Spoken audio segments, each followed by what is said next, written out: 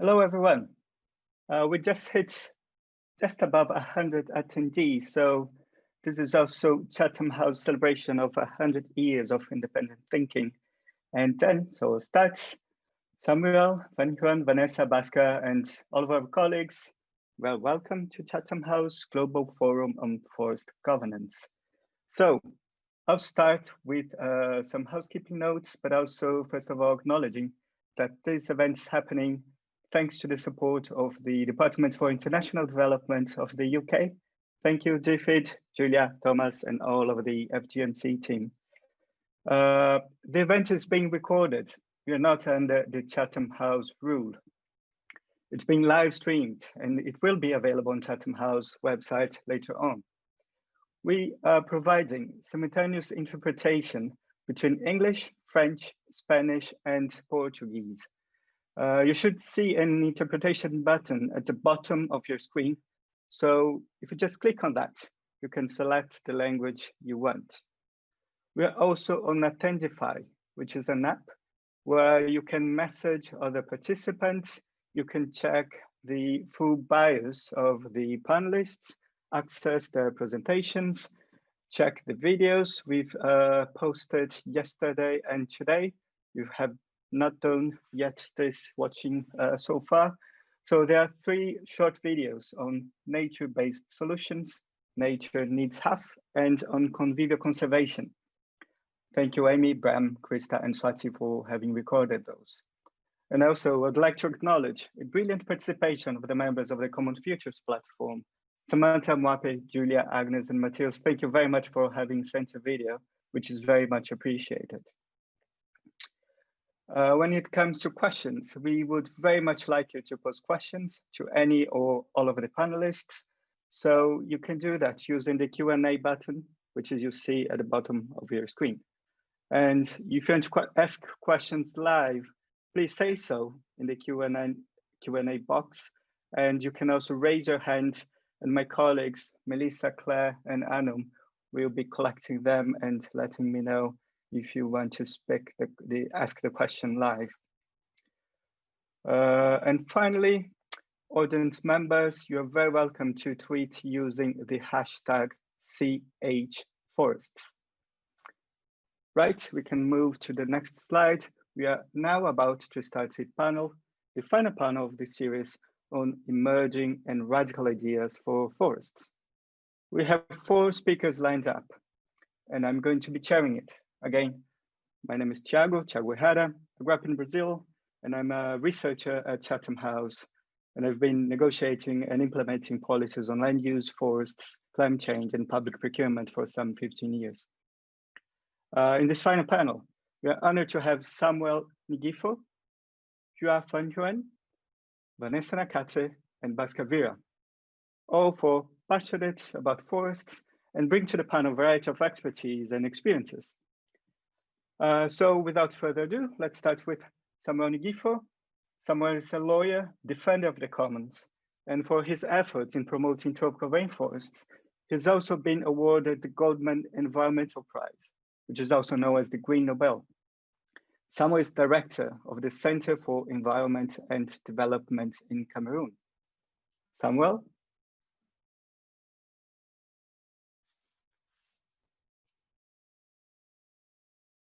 Thank you, Thiago. Can you hear me? Yes, I can hear you. Perfectly. Okay, thank you. I would like to thank you, Thiago, and thank all the organizers of this event. And I would like to start by talking about the excellent videos that I had the chance to watch, and I really think you had the chance to watch it as well. But they have something in common, the 3 of them. They reminded us very well of the unique nature of the forest and the importance of the forest for the people, but more for the planet also, and for the future of humanity. But when I was seeing them, and I was thinking about what we see in the Congo Basin, and I started seeing the forest again worldwide as a new battleground of the fight between those who are really caring about a common future and those who are looking at nature as something that can provide quick benefit, quick private gains. And I think this will be the fight for us. If we are able to win this fight, if those who are caring about the common future and trying to see the place that the forest will be playing in this common future succeed in having their views heard and implemented by policymakers, I think we will have won something. So I have 3 points, three quick points that I wanted to share today. The first is a view of how the forest has been managed in Central Africa and probably in the rest of the world, in Latin America and Southeast Asia. And from what we saw, we are witnessing that forest management so far, importers of timber, we see the future of what some of the forested countries today will be looking like. I remember a logger 20 years ago telling us in Cameroon that there's no need to care about forest management, about management plan, because as he said, the future of your forest in Central Africa is palm tree. He said it's a trend that you cannot stop. We start by logging and then the second wave will be palm tree. So it does not work for the forest. The forest has been disappearing. And it's not working for the planet. It's not working for the planet because by doing what we did in destroying the forest, we collectively basically agreed to undermine our future, to mortgage our future against quick, short-term private gains. And now it is obvious that what is happening to us is the nature biting us back for all what we have been doing in the past century or century and a half in Latin America, Africa, and Asia to the forest. The forest, the nature is biting us back, and we start witnessing a lot of problems that we did not know, and also seeing a very dark future for us in terms of access to natural resources, access to food for communities, in terms of fighting poverty. It becomes an issue and we don't know how to get out of it because because of the way we have been managing land and the forest. The second point I wanted to share is that when we read all the documents talking about forest management, we see these 3 pillars: economy, ecology, and social, cultural. But these 3 pillars are totally unbalanced when you go back on the field. You see that economy is very clearly dominating everything. But when I say economy, it's not the local economy, it's the global economy, the timber trade, basically. And if you look back at the forest, timber is a very tiny portion of the economic value of the forest. So we have like a consensus to lose the biggest part of the forest in order to get money from the smallest part of the forest. The total turnover of non-timber forest product is by far higher than the turnover of logging. There was a study done in Cameroon by the Dutch University around 20 years ago, and the result was that the value of non-timber forest product in one region in Cameroon, and not the most populated region in Cameroon, was by far higher than the total turnover of the logging sector for the whole country. We have to think about this type of data and think about what we consider as being the best economic move when we look at the forest. So when we talk about economy, I think we are totally misleading. Yeah, very quickly, another point is that there are ways out. There are ways out, and I would like to quote one figure from the FAO. The FAO says 7%, around 7% of the world forest are plantations. And this 7% provides almost 50% of logs worldwide. So it means it is possible to meet the global demand of timber with timber from plantations. I don't want to say that plantation doesn't have any problem, but I think we have less problem in plantation than in natural forest. And my point is to see how can we get out of natural forest, especially if they are so useful, so valuable, not only for timber trade. We can get timber from somewhere else. We will need to put in place efficient safeguard measures and things like that, but there is no reason, and this is the point of this portion of my message, there is absolutely no reason to destroy irreplaceable forest for luxury goods. We can use timber from plantations, and this will fit many of what we have to do. What to do, and I would like to close there. I think I still have 2 or 3 minutes. What to do? It is obvious when we look at how forest has been managed so far. It is obvious that forest management as conducted so far should be stopped. It cannot continue. Either we stop it when we still have some forest, or it will be stopped very quickly because there will be no forest left to sustain this business. So we have to change. We have to stop it. We have to stop the trend to forest conversion.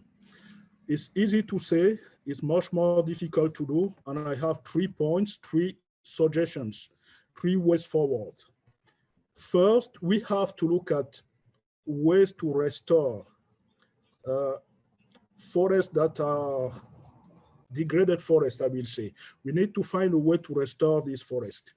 And the best way will be to create incentives for restoration by putting forest communities back in the driver's seats of forest management. And this can be done by recognizing their collective property over land and resources. By doing so, they will be back in control and they will have incentive for restoration.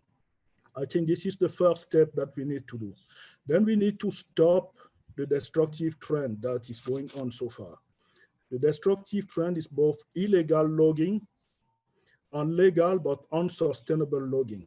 And when I say this, it means basically all logging operations in natural forest has to be all industrial, large-scale logging operation in natural forest will have to be stopped. How to stop them is very simple. Many companies are already breaking the laws and there is no reason for them to continue. To have quick gains at the expense of humanity and of our future. So they can be sent out as quickly as possible. And the third thing that we have to do, and when I say 1, 2, 3, it's not in that order. I think we have to do that simultaneously. Restoration, stopping the destructive trends, and shifting the market to alternatives to timber from natural forest by coming back or trying to put more incentive on timber from plantations. Thank you for your attention, and I will be ready to elaborate a bit more on any of those points during the question and answers. Thanks, Samuel. And indeed, you can start asking the questions in the chat function below the Q&A, and you can do so in whatever language, in Portuguese, French, Spanish, or English. So we started this morning with some radical ideas already, in the sense of, for example, should we be considering to ban industrial forest operations? And when it comes to land tenure, are we considering the possibility of having a radical agrarian reform? Are we considering the possibility of having forest minimum income? And what's the role of community forestry? Would it be interesting to think about making local communities co-owners of business? And where is radical transparency in all of this? And how younger change makers could be playing a role and providing new leadership we need for forests? And should we be thinking about education, reforming the curricula, and perhaps teaching solidarity and empathy, not only to school kids, but also in higher education? So these are overall some of the ideas that we are addressing today. Thanks, Samuel, for bringing some of these already and also connecting with the next presentation, Yuan. It will focus on reforestation, ecological reforestation. Let me just give a quick intro, a short bio for Yuan. So Yuan is assistant professor at Peking University. Her research focuses on land use change, grounded in ecology, and on policy opportunities for conservation, which also include social sciences. And then, in today's talk, she'll focus on how forest restoration can best benefit biodiversity and the climate. Yuan?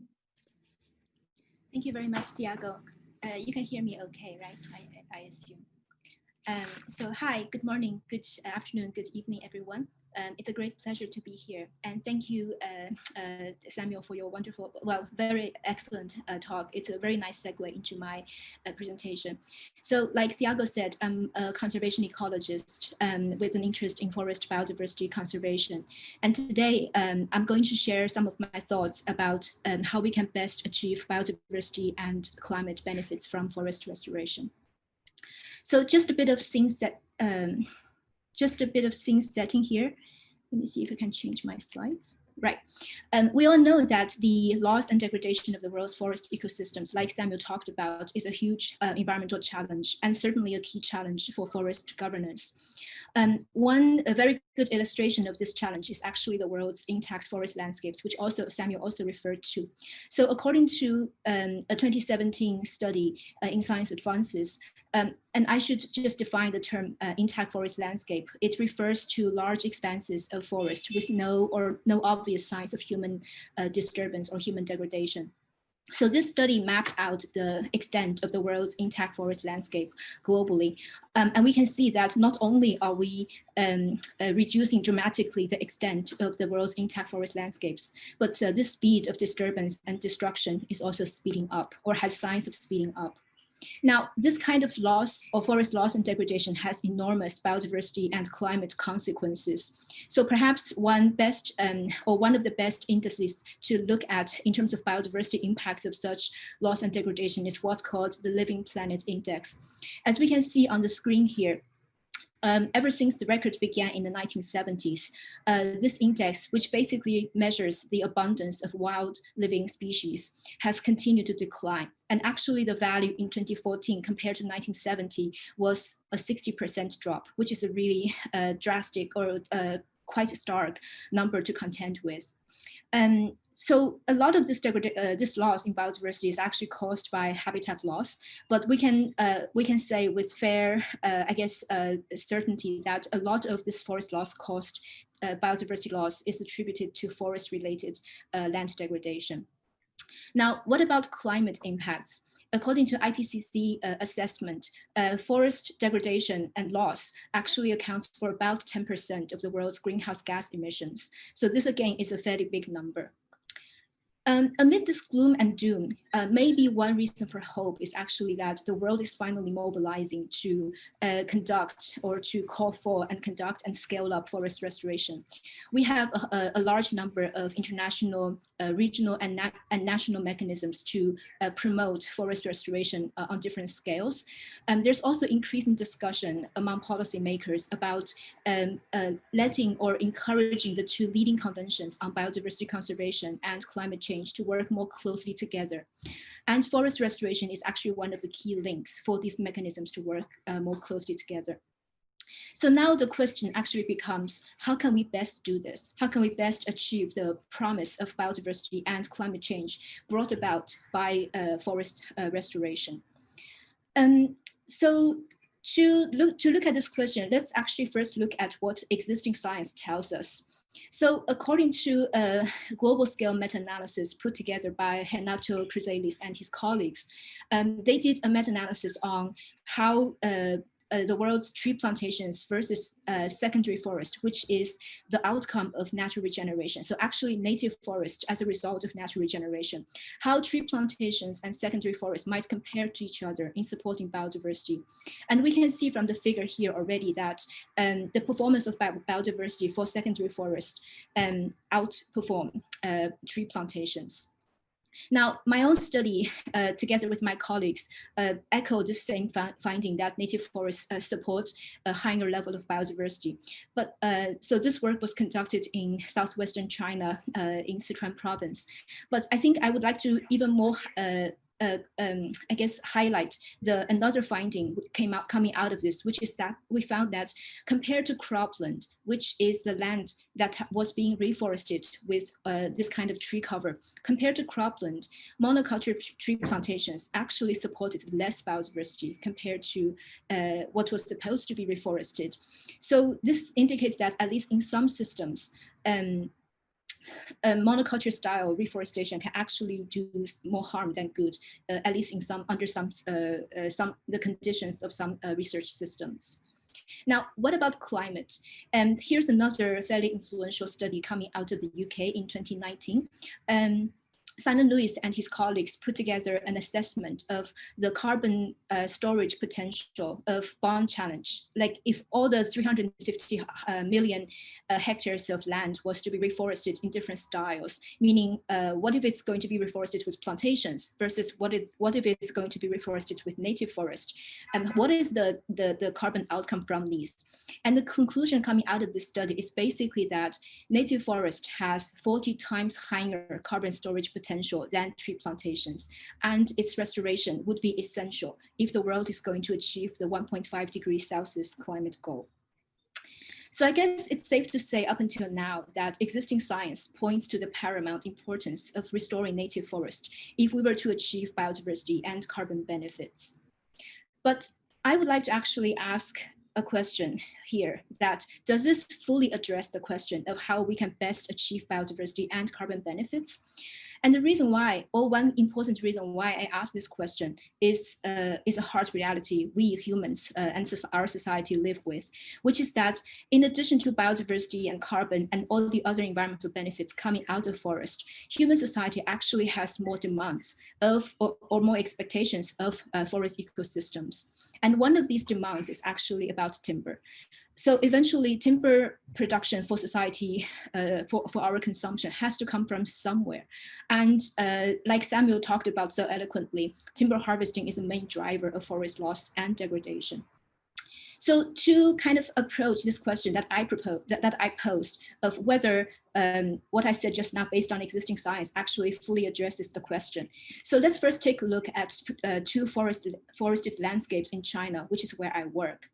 So here's one photo that I took this year in southwestern China in Sichuan province. And what we see here is a reforested landscape where under the government scheme of what's called Grain for Green, the government actually incentivized rural households to retire their sloped cropland, meaning cropland on hill or mountain slopes into forest. And because this program has the central goal of controlling soil erosion, the government incentive system is basically targeting any kind of tree cover. So you're free to choose what kind of tree cover you restore or you reforest. As long as it's trees or tree cover, it qualifies under the program. So here we have this photo showing a patchwork of different kind of tree cover being put in place. For the most part, Japanese cedar and also bamboo in this landscape. Now, turning our sight into another part of China, which is in the southeast in Guangxi province. So what we see here in the background is actually large-scale monoculture eucalyptus plantations. And it's actually part of China's effort to protect our existing native forest by establishing and operating high-yield, high-intensity eucalyptus plantations to produce timber, with the argument that the timber produced can thus relieve pressure from existing native forest. So we see a fairly highly mechanized harvesting system harvesting 6-year-old eucalyptus trees. And actually, after talking to some forestry researchers, I realized that a lot of people in the forestry sector here in China believe, or at least agree, that the establishment of such high-yield monoculture eucalyptus plantations in this particular province has contributed significantly to China's reducing harvesting of our, as well as international native forest. So looking at these two landscapes, so we have two systems where forest restoration did not really restore native forest, and instead what they restored was either mixed plantation or monoculture plantations. So based on the science I briefly touched upon just now, obviously or apparently these systems did not really probably fall short of delivering the full biodiversity and carbon potential of forest restoration. But there is another side to this situation, which is that there is reason to argue or to contend that if these restored forest covers can indeed produce timber, and preferably at high yields, then it's conceivable that they may have the effect of sparing harvesting pressure on existing forest, including the very precious intact forest ones, like I showed in the beginning of my slide, as well as what Samuel talked about, and in turn generates possibly greater overall biodiversity and carbon benefits. So I guess in essence, what I'm talking about or highlighting is a potential leakage effect of forest restoration, whereby if you restore high yielding plantations, yeah, they may not have very good on-site benefits, but there may be leakage, positive leakage effects to think about.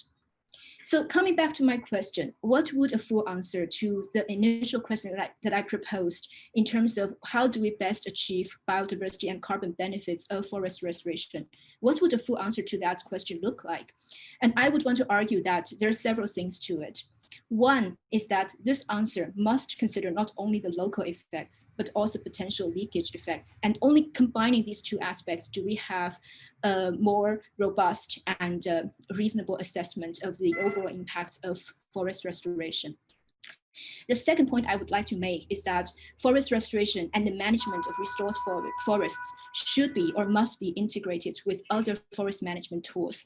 And a very, very crucial aspect of this toolbox is actually the protection of existing native forests, especially the old growth forests, because we know that, multiple scientific research has already demonstrated the irreplaceable value of old growth forests.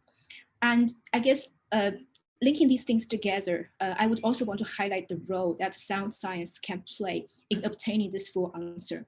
And I guess by now, you would have guessed that actually in the current scientific research, we don't yet have a full answer to this question. And it remains a research frontier that scientists should be looking at. So I think I would just end my presentation here with what I consider the take-home messages.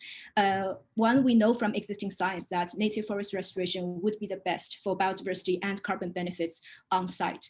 But considering the leakage effects, I would also want to argue that forest restoration should be approached as an integrated component of managing our world's forest resources. Thank you very much. I hope I didn't overrun my time, and I would be happy to answer questions later during the discussion session. Thank you. No, you didn't. Thank you very much, Yuan. Thanks for staying well within time. And yes, forest restoration is the way forward. We have the bond challenge. We have the ideas of preserving half of the planet for biodiversity, wild ecosystems. And then before we move to the next panelist, Vanessa, I would like to run a quick poll. I'm launching it right now. So we are initially asking you your views on how you perceive mainstream forest governance currently. And we have a short series of 4 questions here. I would ask the translators for a little help in here. But the first question is, mainstream forest governance has primarily been informed by social sciences, natural sciences, interdisciplinary studies, participatory and transdisciplinary knowledge, or none of the above.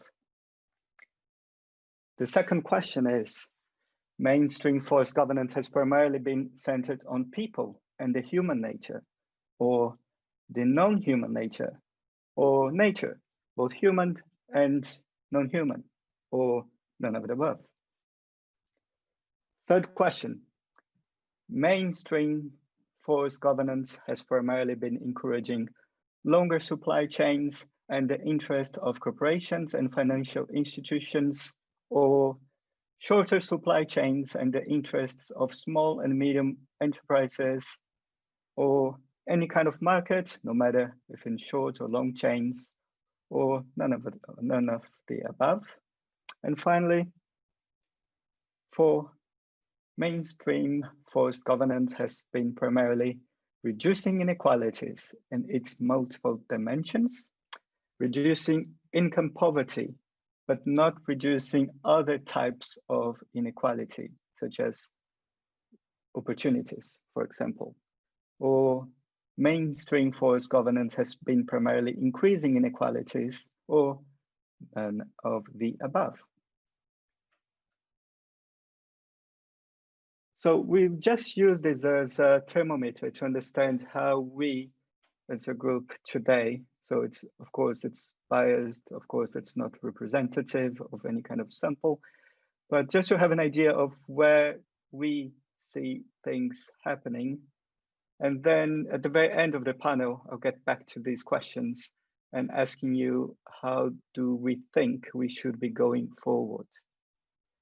So I can see some people are still responding, but just for to keep it within time, I went the poll and show and share the results with you. I'll give 30 more seconds for those who are still trying to find an answer.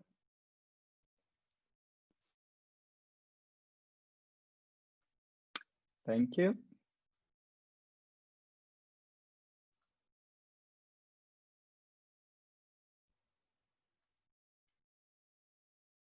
Okay, can you see the results on your side? Okay, so first question, it seems that mainstream forest governance has primarily been informed by 30% of the respondents are saying natural sciences, almost 30% are saying none of the above, and not so much on participatory and transdisciplinary knowledge or social sciences. For the second question, it seems that mainstream forest governance has been focusing on people and the human nature, so not so much on the non-human nature, and has been primarily encouraging longer supply chains and the interests of corporations and financial institutions. And only 2% said that mainstream forest governance has encouraging shorter supply chains. And finally, it seems that the respondents believe that the current work on forest governance has been increasing inequalities, which might be a bit worrisome. So very few think, or 11% think that it's reducing inequalities in its multiple dimensions. That's a more positive outcome. So yeah, so we have a sense of where we are assessing current forest governance global regime now. So lots of food for thought, and let's move to the next panelist, Vanessa Nakate. Vanessa is a climate activist. She was the first Friday for Future activist in Uganda, having led the campaign to save the Congo forest, and is founder of the Rise Up movement, a movement which amplifies the voices of activists from Africa.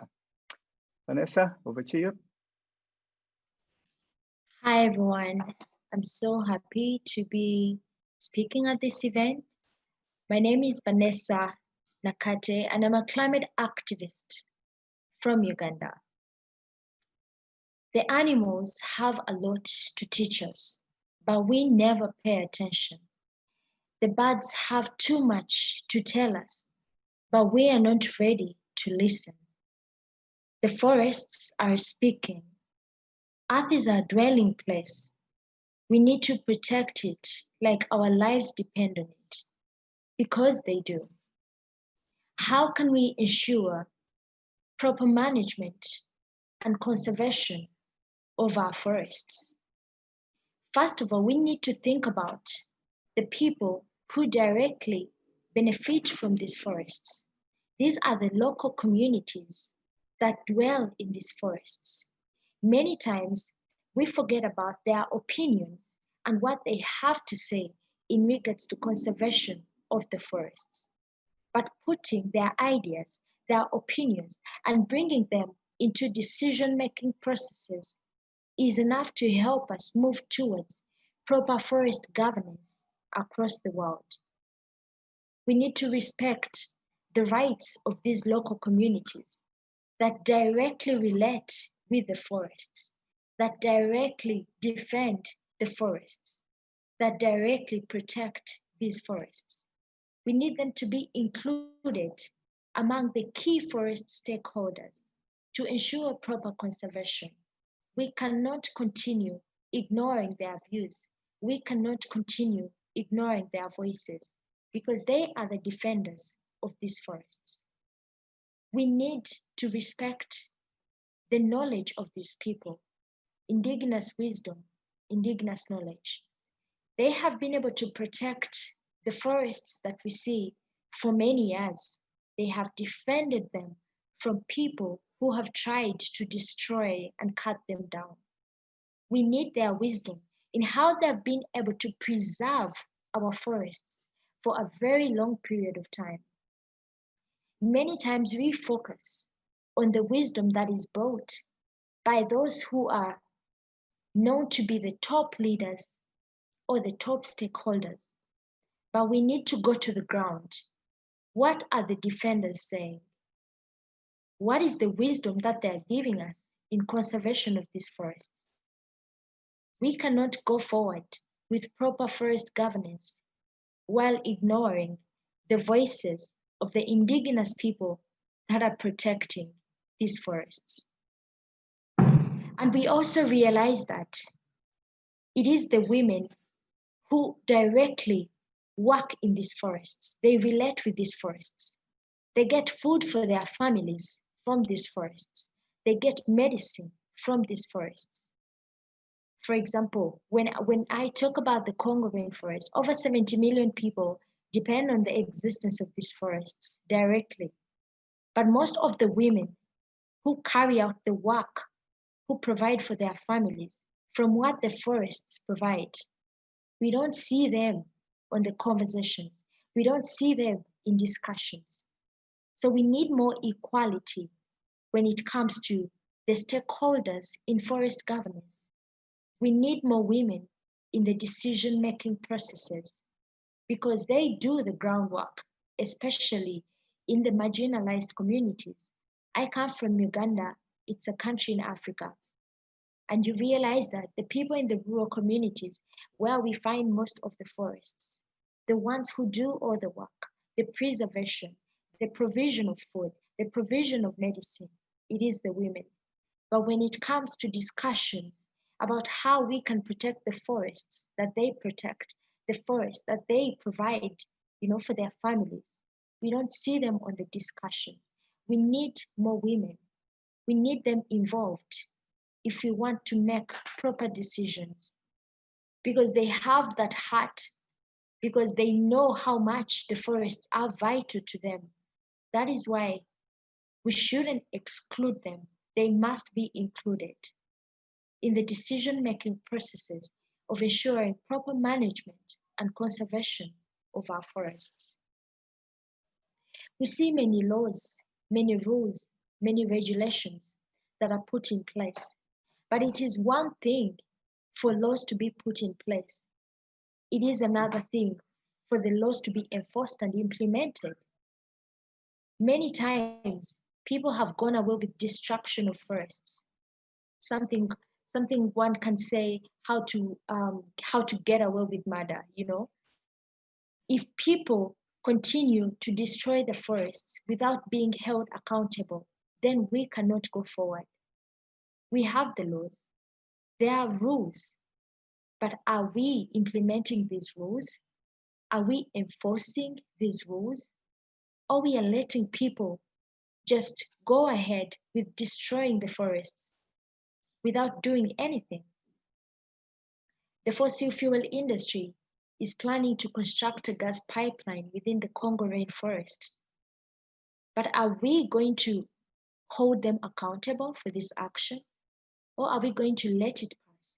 If there are rules, they must be enforced. They must be implemented. And measures need to be put on the demand side. We understand there is so much demand for timber. What if we come up with alternatives?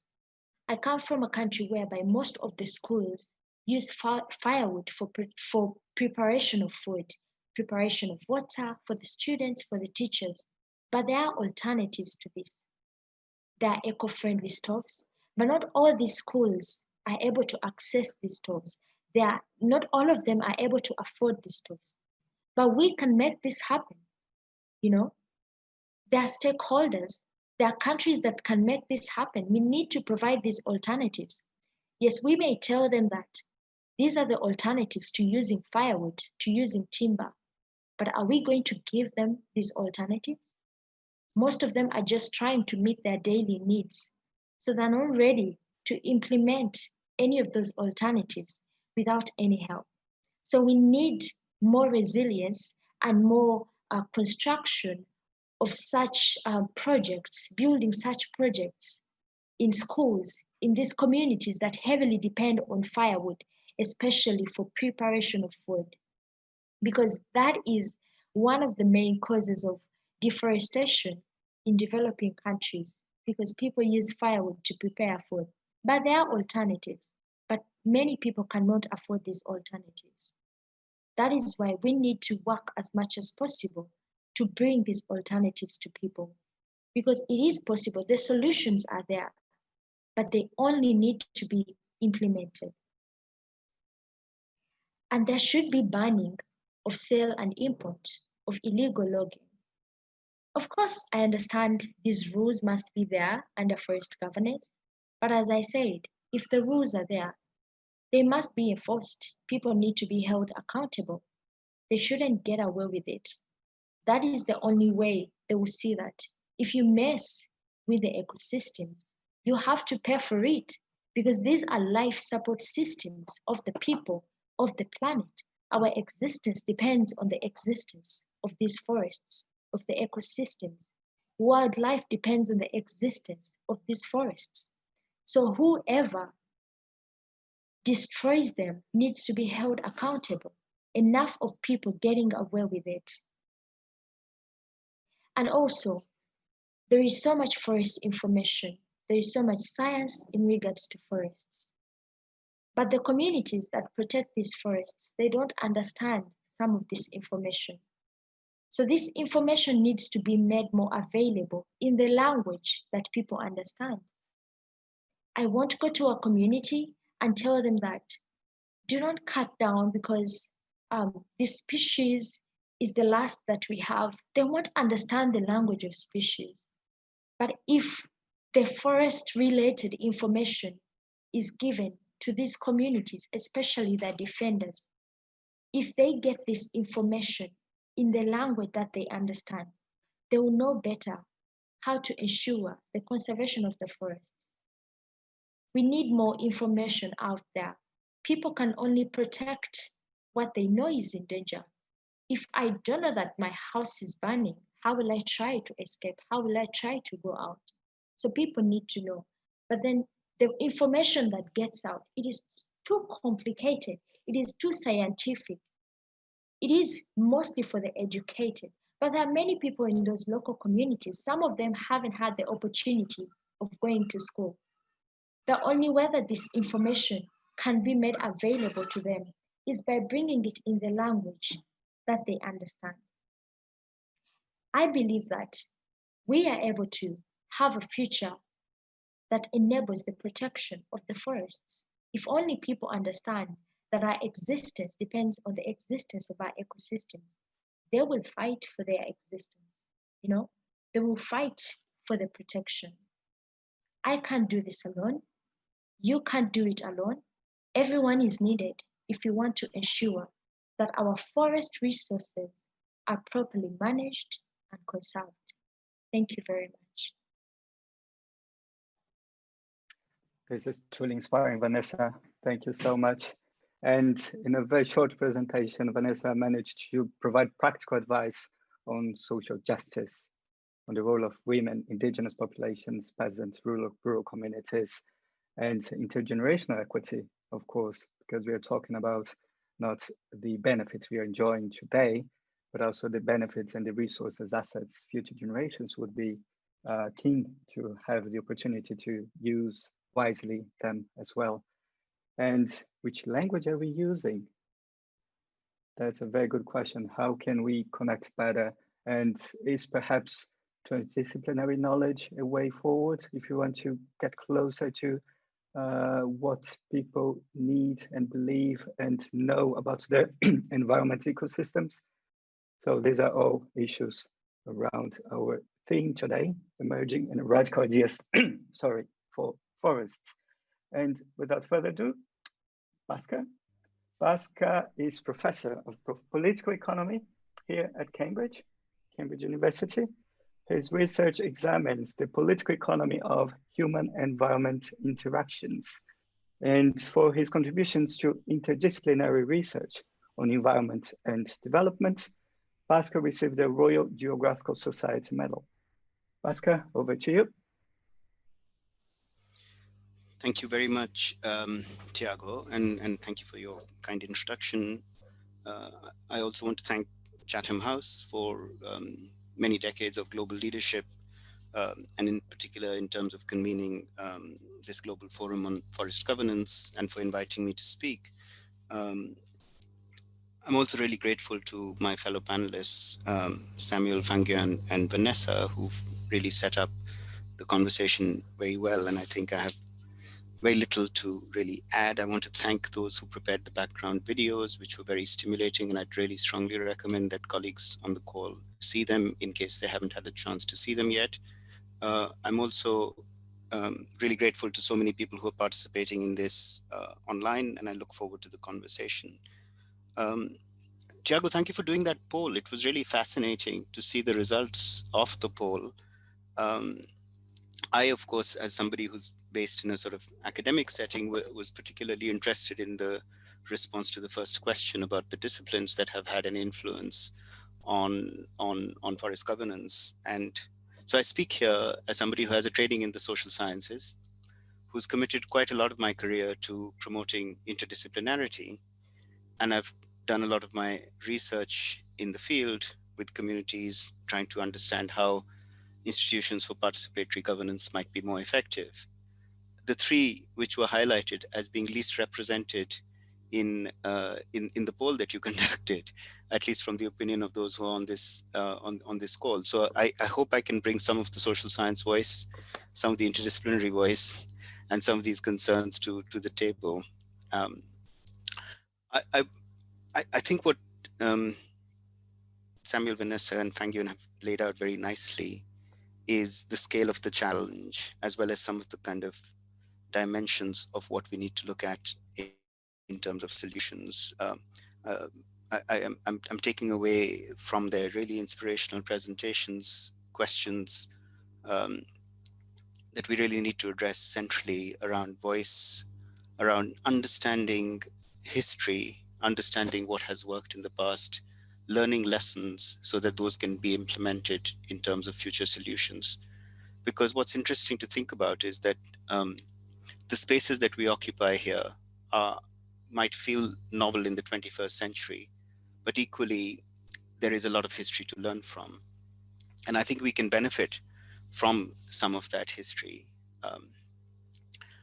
I've talked about this in the context of the challenges for what is often called FLR, or Forest and Landscape Restoration, or REDD+, and various other sort of high-level, high-profile, very well-meaning suggestions that have emerged, I would say, in the last decade or a little bit longer, which could really benefit from learning from history. So one of the areas that, in particular, Vanessa's intervention sort of reminds me of is that in the 1970s, we tried to do something very similar, motivated perhaps by slightly different concerns, because the concerns of the 1970s were different.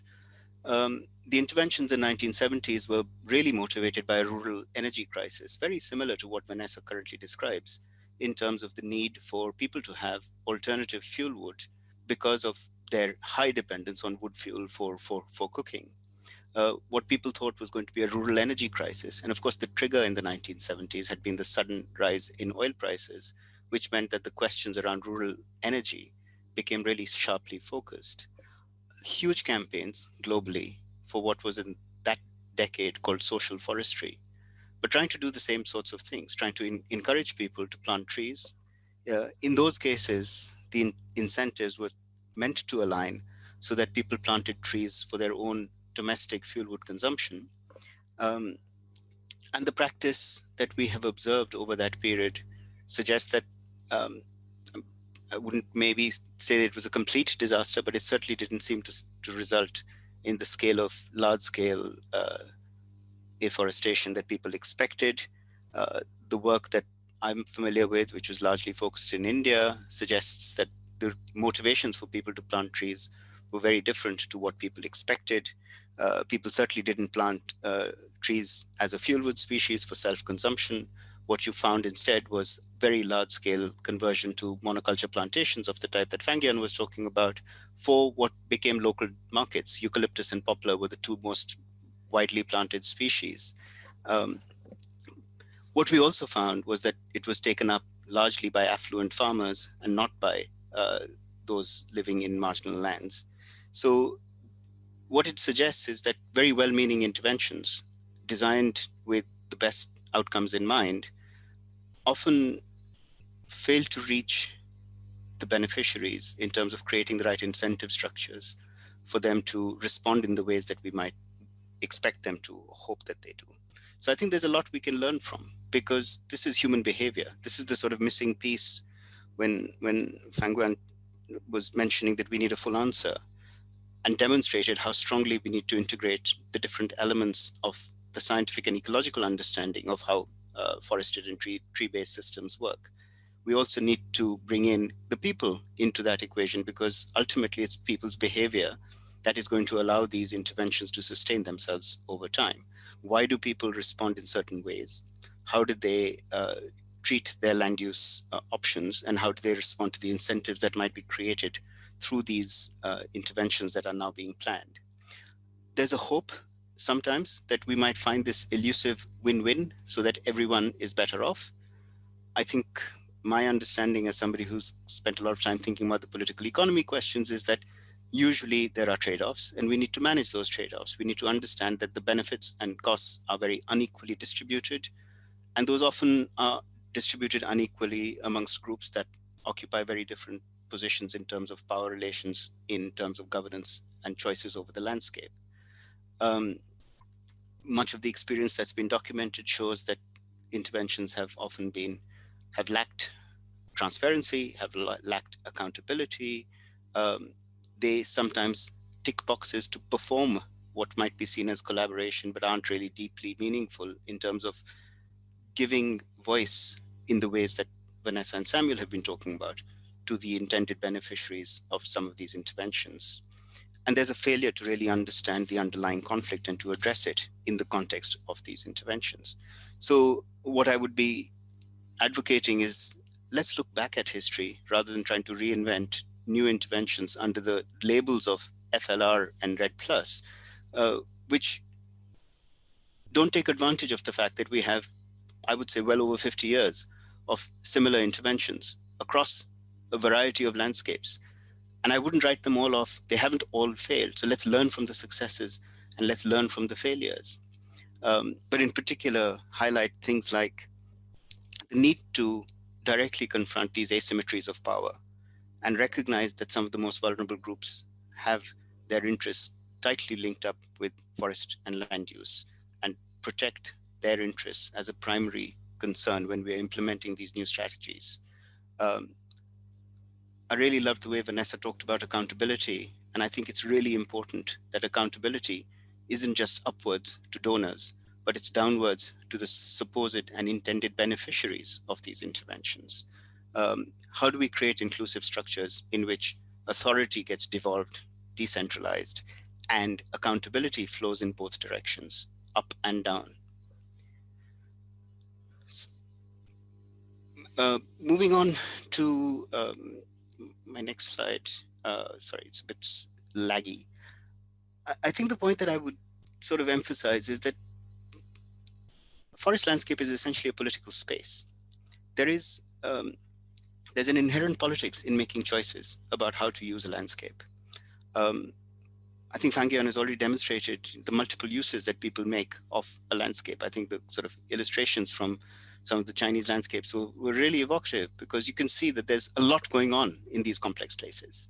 People are trying to farm, they're trying to feed themselves, they're trying to maintain the ecology, maintain the local water system, and also have to be conscious about their contribution to the global commons, if you want to call this the global commons.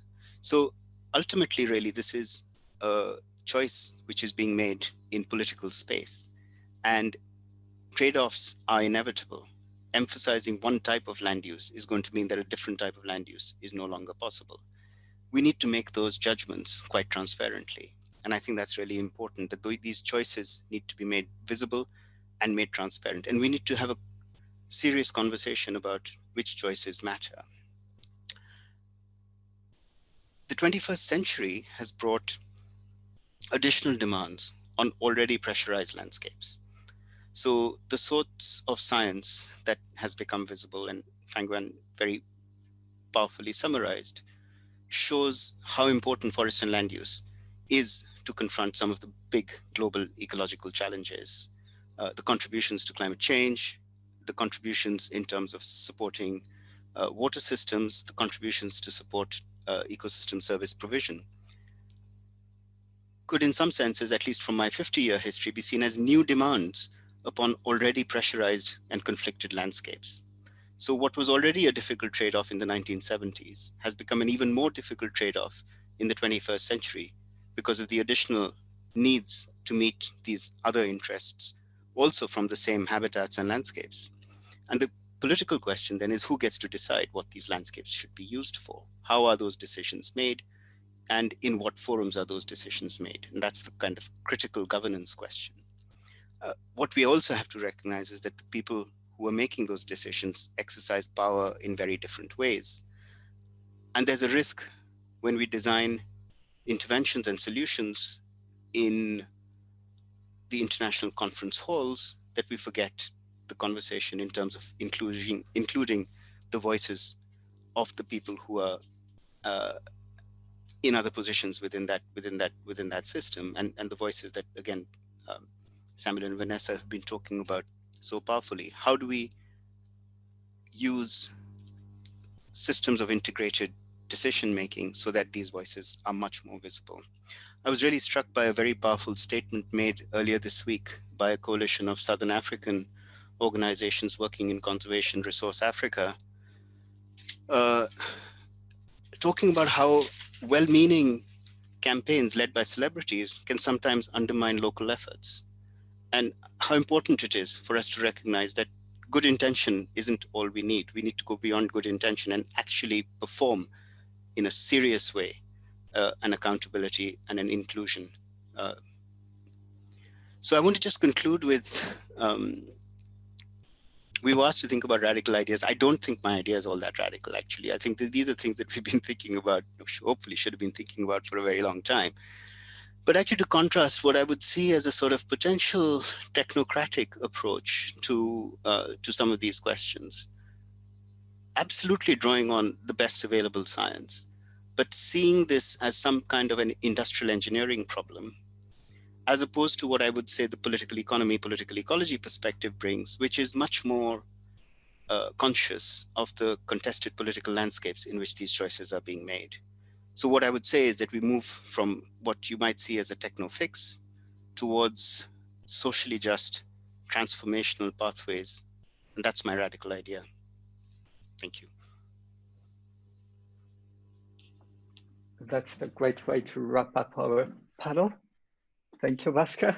Brilliant. So there are several issues here regarding equity. So we talked about social justice, intergenerational equity, geographical equity, the transboundary issues that sometimes a legislation in Europe affects what's going on in Indonesia. Also procedural equity, so transparency and accountability. What is the role in improving forest governance systems and improving the quality of forests and the quality of the lives and the well-being of people living in and around forests? So all of these questions are part of today's discussion. And I would like to start with the most voted question so far, and that comes from Angalia Putri Permatasari, and this goes to all of you, Panjuan Baska, Samuel is there, and yes, Vanessa is there as well. So the question is, it focuses in Indonesia, but I think it goes beyond Indonesia. But in Indonesia, almost 3 million hectares of natural forests are already given to or located inside timber plantations concessions.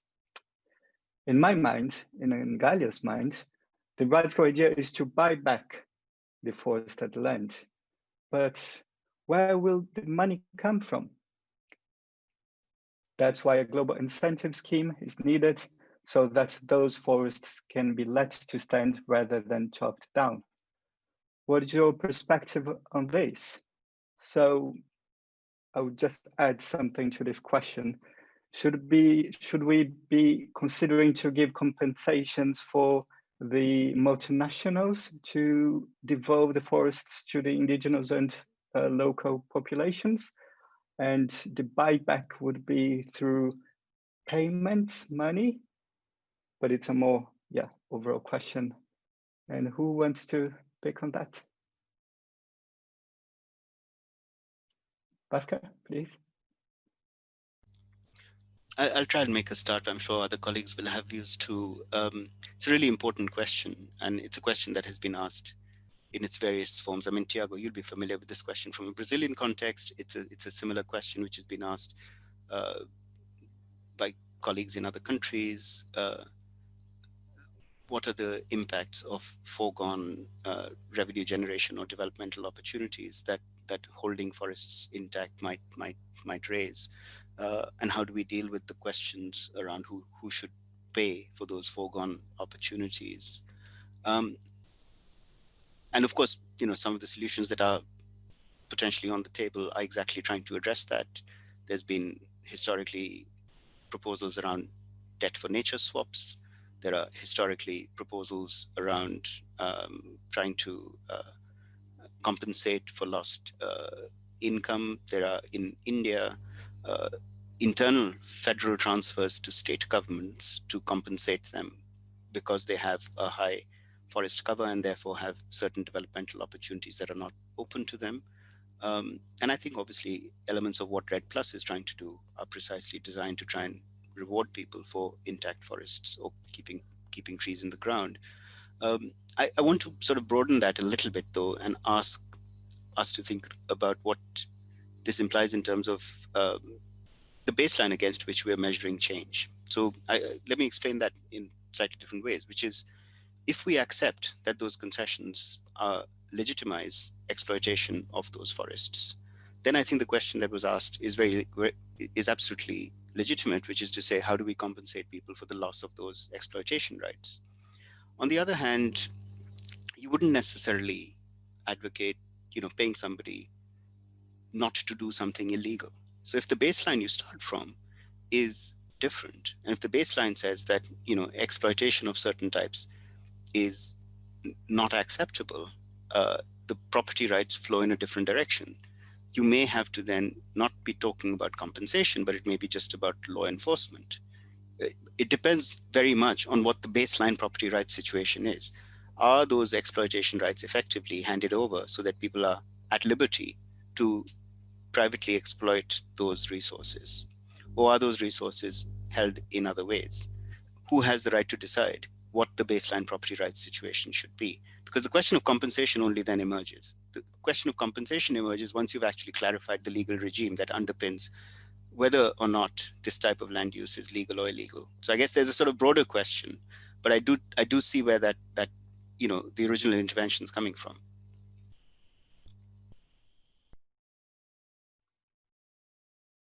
Thanks. That's all from me. Thank you. I wonder if Vanessa, Van Huan, Samuel would have anything to add or comment. Otherwise, I'll move to a question to you. Is Samuel there? I was struggling earlier today with the connection. So this is a question to Van Huan from Garrett Hansen. Would it not be relatively straightforward for the Chinese government to give subsidies in the green for grain? Did I get that name correctly? Program conditional on the planting of appropriate tree species, also with a view to future climate change. Is this happening? Thank you, Gareth, for the question. I think it's a very, very good and thoughtful question. So actually under the Grain for Green, so the name is actually Grain for Green. It's kind of, I think either way, it actually makes sense, but the name the Chinese government has been using is Grain for Green in the sense that initially when the program was conceived, the payment kind of scheme, the incentive scheme was in the form of grain. Like the government would literally hand out like food, grain, like rice or wheat to households. So that's how the name came about. Now, under that program itself, there was no difference in terms of compensation, the level of reward or compensation that the government gives out. And that's precisely the reason why you have these rural households gravitating towards plantations as their answer to the program. So in other words, there's no added benefit to restoring native forest, and that's the reason why the people are not doing that. But I kind of mentioned in my answer to the question just now in typing that there is an encouraging sign that the Chinese government has finally been listening to scientists who have been arguing for years that native forest restoration makes sense. So now you increasingly hear from the government documents talking about we encourage natural regeneration, and there's this really interesting narrative about, because we used to plant a lot of trees in ecosystems where trees don't actually belong. Now you see government narratives coming out saying wherever there's wherever forest belongs, let's restore forests, and depending on natural regeneration to restore forests. But if the natural ecosystem is not forest, then we should stick to the original native reference baseline. So I think that's a very encouraging development coming out of government policy, but that's not specifically under the Grain for Green program. But I think the point that Garrett mentioned is very, very good, which is that the incentive system is key in this kind of government schemes to bring out the desirable outcome. Thank you. Thank you, Van Huan. Just remind, if you prefer posing your questions orally, verbally, please just raise your hands. That would be great to hear your own voices rather than having me reading out your questions. But I'll move on to a next questions to all panelists on responsibility of OECD countries by Adrian Green.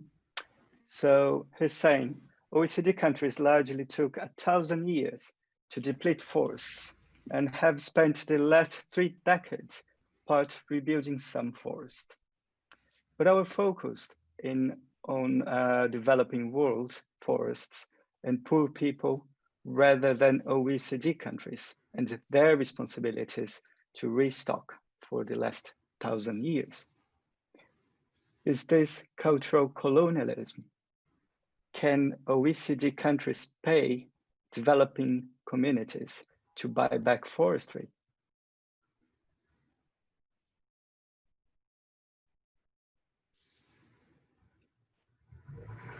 Well, I think that the damage that was caused probably very, very many years ago cannot be undone. The forests have been destroyed, a lot of damage has been done. So what can these countries do? First of all, they need to understand the impacts that were caused because of the damage. The lack of access to food, lack of access to water, people being homeless, and finding out ways of helping out. if they had the capacity to cause all this damage, then they have the capacity to bring a cure to the problems that they caused. That is by helping these communities build more resilience. When I talked about some of the projects or some of the alternatives, now this is where they can come in to drive these projects, you know, to divert finance to these projects and bring alternatives to these communities so that even the existing forests don't undergo destruction. And then they can help out in planting more trees, growing more forests, because we still have land. But there is something that they can do. Of course, they cannot do the damage that was already caused, but they can try to build for a future that is much better by building resilience in these communities, by financing projects that are restoring ecosystems in these communities, and by supporting the voices and bringing them to the tables of discussion in regards to protection of the ecosystems. So there is a lot they can do. They may not be able to undo the damage, but they can be able to help out in moving towards a better future for these communities. Thank you, Vanessa. I think someone wanted to say something as well. Yes, very quickly to say that I don't think we are still at the level where we should be thinking about individual trajectories of countries or group of countries. We are all in the same boat. And if things become worse here because the forest is being totally destroyed, we will feel it. We will be the first to feel it, but we will absolutely not be the only ones to feel it. And when we feel it, the situation in OECD countries will become worse because in the process of finding solutions, a lot of pressure will be put on countries where the conditions or the situation seems to be better. So I don't really think we should try to close ourselves and try to find individual solutions. And I fully agree with Vanessa. If you look in the past, there are reasons for OECD countries to get involved. If you look at the situation today, there are also reasons for the OECD countries to try to find a solution. It's part of their responsibility, but they are not the only ones having this responsibility. We have to do something ourselves, but they should not say, okay, they have to be out of the discussion.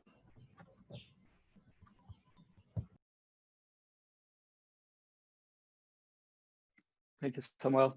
I have a question here for directed to Fanchuan on moratorium on logging from Agnes Kigoto. Do you feel like a moratorium on logging can help in forest governance and especially recovery? Is this applicable in these high yield timber producing areas back in China? Is there ownership by community members, or is it solely a government and corporations initiative? Thank you for the question. So in the case of China, actually you remember I mentioned the high yielding eucalyptus plantations was part of the government scheme to protect existing native forest. So actually in the same program, the government did install a moratorium on natural forest logging, on native forest logging in some major forested regions in China. And that's one of the main reasons why our rapid depletion of native forest has been stemmed. So I think there is a point to be made about installing a strict protection mechanism for existing native forests in tandem with managing plantations. So, and that speaks to my point of arguing that forest restoration or management of plantations need to be thought of as integrated toolboxes for managing our forest resources. As for the specific context of the moratorium in China, it was helpful that actually the land, much of the land to which moratorium was applied was state-owned. But I think even if those land were community land, I think there is a reason to think that mechanism would have worked as well, because the moratorium in China functioned through providing compensations. So the state-owned land I mentioned, they were managed by timber plantation farms or timber concession companies, actually. And the government provided these kind of funding to them so that they can stop logging and they can convert those loggers, like people, workers, into tree planters or foresters. So I think there's something to be said about government providing the proper incentive system and compensation. And this goes back to Bhaskar's point about the premise, right? Whether this is legal to begin with. And I think I think that was a really powerful answer to the first question. So yeah, this is my answer to this current question. Thank you very much. Thank you. Thank you. Bhaskar, a question for you from Garrett Hansen regarding your presentation and some of the suggestions there. So Garrett says, does the last slide suggested that WWF, REDD, on challenge, etc., part of the industrial approach, ignoring the social and political realities and the justice dimension? And based on your vast experience, is there any chance those actors could actually design their programs in an inclusive way? Thank you, Gert. And I'm aware that my colleague Bram Buscher, who prepared one of the background videos, is also on the call, and I would really recommend that colleagues have a chance to look at his video presentation if you haven't already done so. But one of the things that Bram talks about is the creation of a sort of nature-people dichotomy. A risk that we're actually separating the world out in certain ways. So I don't want to suggest that the proposals that we currently see on the table are neglectful of some of the things that I've been talking about. What worries me is when they go to scale so rapidly. When I see numbers like 350 million hectares, when I see numbers that are being talked about, when we talk about, for example, 50% of the planet, this is vast amounts of land. And certainly from my experience, and it may be a limited experience from South Asia, I don't see spare land lying around that people don't have uses for. So the mind boggles when you think about 20 million hectares in a country like India suddenly being brought under a different land use without taking into account what the current land use is and the interests of people who actually currently use those lands. So when I see non-spatially explicit commitments to very large levels of either natural regeneration or plantation or afforestation, I worry that that's being designed in an industrial ecology way, which is what I was sort of talking about, which is you're sort of drawing up maps based on remote sensing, but you're neglecting the possibility that there may be quite legitimate land uses on those lands, which impact on the real lives of people on the ground. So my worry with the kind of large scale commitments is that they are often not spatially explicit enough. And even if they're spatially explicit, they haven't necessarily taken into account the current and existing land uses and the lives of the people who depend on those land uses for their current subsistence. But I think there's work to be done. I mean, I think these are still raw proposals which can be refined further. So I don't want to sort of set up an unnecessary dichotomy, which could have been implied in my final slide. I think there are ways in which the political ecology approach could influence the ways in which industrial ecology is being conducted.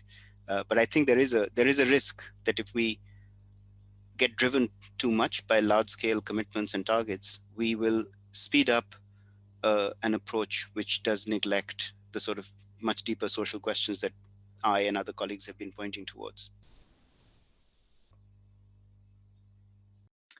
Thank you, Bhaskar. I'll move to the two final questions before we run the final poll. One is directed to you, Samuel, the other one to you, Vanessa. So to Vanessa, there's a question here by non-identified guest. Vanessa, how do you think we can bring an end to illegal logging? And I'll take this also already to ask Samuel. There's a question here by Manoharan. How can we make the local communities in the driver's seat of forest management as a solution? Any suggestions? Vanessa, can you start? Thank you for that question. We all understand that illegal logging isn't just individual actions. These are actions that are backed up by very big corporations, very big industries. So if we are to put an end to illegal logging, we need to start from the root cause. You know, if we go after those who are sent to do the illegal logging, those are just individuals who are working for these corporations, who are trying to provide for their families, and in one way or another, they find themselves in that situation. So we need to go by the roots if we want to put an end to illegal logging. And this is why we have forest governance, to hold these corporations accountable for the actions that they're doing. They know that the rules are there. They know that the regulations are there, but they also know that they have been getting away with this for a very long time. So by putting an end to illegal logging, we must hold those who are responsible accountable for their actions. Maybe it could be a lesson for other people who are planning to destroy the forests. Thank you. Thank you, Vanessa. Samuel. Yes, thank you. I think the answer is very connected to what Vanessa has just said. Putting the local forest communities back in the driver's seats means also creating the conditions for fighting illegal logging. I'd just like to share one information. Do you know that it is impossible for communities in Central African countries in the Congo Basin to go to court to challenge a company for their illegal operations? The state only can do so because they are the owner of the forest. And we have very few cases where the state went against a company, a logging company. So we have a lot of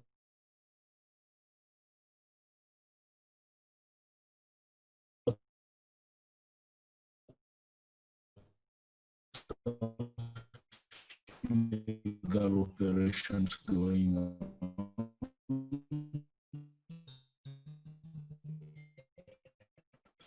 in the region. But because the owner of the impossible for me. Can you hear me? Hello? Yes, you're back now. Okay. Yes. Well, you can continue. Okay, I don't know when I got lost, but I was saying impossible for forest communities to go to court against a company operating illegally, logging illegally. Only the state can do so. Impossible for a forest community to go to court against a company that is not paying taxes, because taxes are state money and only the state can do so. So at the end of the day, monitoring illegal operations is the responsibility of the state, and the state has the exclusivity in doing this activity. If they don't do it, nobody else can do it. Putting the communities back in the driver's seat will mean that we recognize the forest is a common good, and everybody has a responsibility for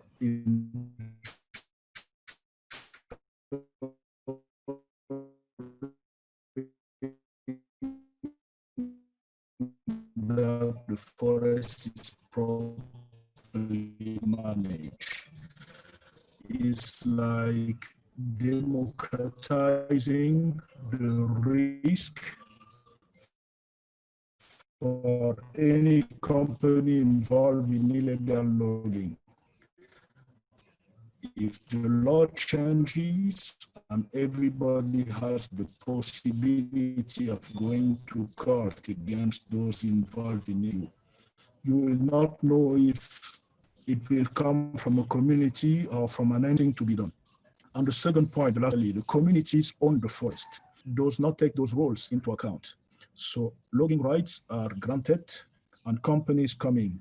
And this creates a very perverse spiral, in the sense that communities know if they continue protecting, at some stage a company will come in without any discussion with them and will harvest the timber.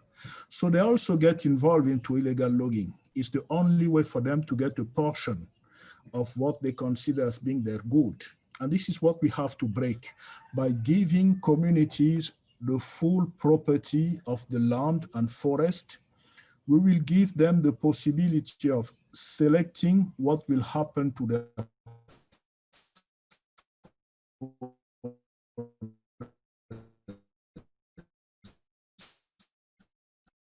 and of course, this will be done under the control of the state.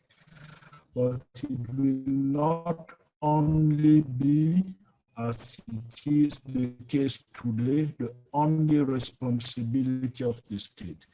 We need to give the property back to the communities, and we need to have the state has the property, the state finds. I think this is too much concentration into the same hands. Thanks, Samuel. We had some connection issues, but I think your message came across clearly to the audience. So moving to the very end of our panel, I'm afraid it felt to me it was too short, 1 hour and a half. I wish I could have more time talking to you. But then we were running the final poll in the background. So I'm really sorry for the non-English readers, but it will just end the poll quickly now, just to have an idea of how we think of medium and long term and how forest governance should be strategically based on. So in the beginning, we saw that our current assessment is that mainstream forest governance is mainly based on natural sciences. And it seems that the community here today would say that we need to move towards more participatory and transdisciplinary knowledge. In terms of center, as far as I remember, I think we were saying that current forest governance has been focusing on people, and now people are calling for a vision integrating both human and non-human nature. And in terms of business, most respondents are saying that we should be encouraging shorter supply chains and the interest of small and medium enterprises. Just reminding that initially our perception or collective perception is that we've been focusing on supporting longer supply chains. And finally, in terms of what it should be encouraging, oh, that's the same question there. So I think that's basically it. So it's clear then that in terms of collective intelligentsia, we are seeing a great opportunity to have changes in the global governance of forest systems towards something that's more integrated and that takes local knowledges, indigenous populations knowledge, and geographical issues more seriously. That's also integrate human nature with non-human nature, and that it should be, instead of focusing on helping corporations to be more sustainable and green, it should be focusing on helping smaller, shorter supply chains for regional economies. So I think that could be perhaps some of the messages of this panel to the international community. And I'm aware that we are running out of time, and that's my fault as a chair, but I would really like to ask for final comments, if you don't mind. If I can ask you something more specific, I would ask you to say what would be your main recommendation in terms of practical action. So what should be done and by whom that would have the greatest impact, positive impact on forests and people. Who would you like to start? Bhaskar. I'll keep it very brief because I'm conscious of time. I think we've managed to spend an hour and a half on the panel talking about a number of the issues which we need to take forward. We are in a unique moment because in some senses, a lot of activity is on pause because of the pandemic, which gives us a very unique opportunity. 2020 was meant to be this super year for the environment where all the conventions were going to meet and there was going to be a real opportunity to integrate across all those different agendas. the pause, I think, is actually an opportunity to reflect on some of the things that we've been talking about. I think there are a lot of good intentions out there, but sometimes there isn't an opportunity to connect. We are in a unique moment where we are forced to slow ourselves down. And I think we should seize that moment to connect these different communities that, at least from some perspectives, are not talking to each other enough to learn from each other's perspectives. The knowledge is out there. There isn't a need for new knowledge to be generated. There's a lot we can learn from what we already know, but we need to find the time and space to listen seriously to each other and learn from each other. So I think a respectful treatment of the knowledge that already exists and an opportunity to bring those together, taking advantage of the pause, is probably my recommendation, so that when we emerge from this in 2021, we emerge with much more wise approaches towards these good intentions. Indeed. Thank you, Bhaskar. Fanjuan? Very well said, Bhaskar. I feel self-conscious about following you. And I think one comment from popping up from the Q&A session was the topic of consumption. And I think that's a very, very good point about us as a community needing to work and be more aware that consumption of timber products, of agricultural products, sometimes unnecessary consumption, is driving all these environmental impacts as well as livelihood impacts. And another point I would want to quickly make is I may be biased in terms of my perspective as a scientist, but I think there is scope for robust science to be done. And oftentimes large-scale government programs, they eventually do listen to scientists, and we need to have the evidence ready when they need it. Thank you. Thank you, Fanjuan. Indeed. Vanessa? Well, I think for me, my last would be education, resilience, inclusiveness, restoration, and building back better. Thank you. Clear, concise. Thank you, Vanessa. Samuel, are you still there? I think we lost Samuel. Oh, Samuel. I'm here, but I'm not sure the connection is good enough to have the video. I can hear you. Yeah, so okay. Let's focus on that. Okay, good. So I think we were very close of disappearing as humanity. This was a fear that we all had back in January, February, looking at the magnitude of the health crisis. So I think this put us in the right mode for thinking about the future. I think it can still happen. Maybe not from the COVID-19, but from something else. And this is, I think it's the right time to start thinking about what to do. And my point is that the two conferences that we were, the two conferences, the climate change and the biodiversity that were supposed to happen at around the same time this year, I think we still have to do that. And I think the focus should be different. I think the focus should be looking at what we need to do differently to really make sure that we have a future and a future together. And forest, of course, will be part of only. The place of communities, the place of the poor will also have to be part of it. And for what we are discussing today, these two issues to me will have to be part of it, the poor and the forest as being part of our future. Thank you.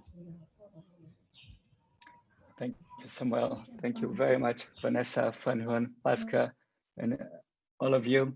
Thank you very much for your time, for joining us in a long journey of this 30th edition of the Global Forum on Forest Governance. And I hope to see you here next year. Thank you so much. Thank you very much. It's been a pleasure and privilege. Thank you. Thank you very much. My pleasure. Thank you so much. Thank you, Thiago.